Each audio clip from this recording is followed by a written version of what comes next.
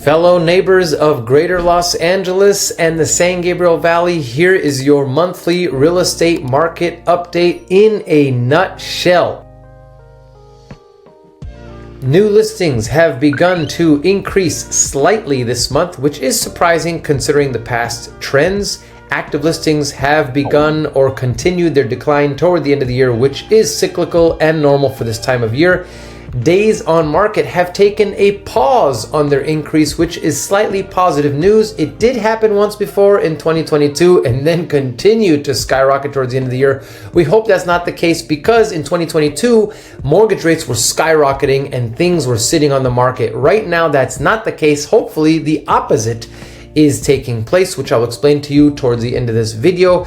Months of supply are on the decline, which is pretty cyclical. Price per square foot also on the decline, which is cyclical. However, did take a slight pause this past month, which is a nice breath of fresh air given the news that was happening this summer. Percent of original price closed took a slight leg up, only 0.1%, not much to write home about. And lastly, mortgage rates, one of my favorite or hottest topics out there. The average mortgage rate has declined in the last couple months or few months. However, actually I would say steadily since May.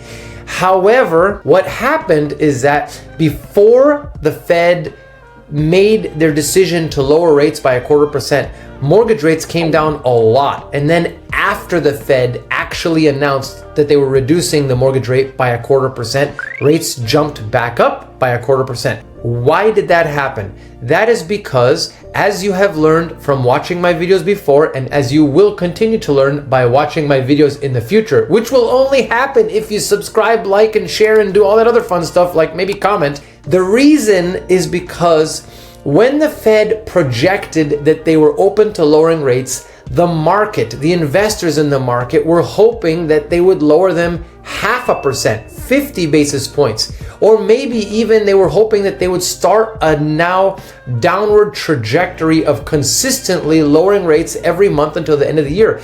That did not happen. Instead, what happened was the Fed came out with a clarifying statement saying, actually, no, we're not just going to lower rates until the end of the year. What we're going to do is we're going to continue watching the data in the market, which is our job. So I don't know why the investors were surprised by this. The Fed is going to watch key data like job growth and inflation as they decide every month whether they want to continue to lower rates or keep them the same or possibly even increase. But the way the Fed decides whether they're going to lower rates or not is based on the economic outlook. So the interest rates that the Fed sets, which is the Fed funds rate, not mortgage rates, and I'll explain that in 1 second.